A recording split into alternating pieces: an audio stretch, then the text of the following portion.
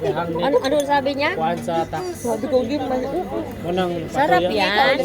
palit. Yummy, yummy. Game man. Yummy, yummy.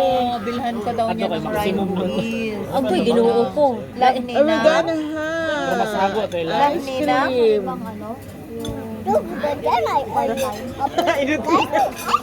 Oh.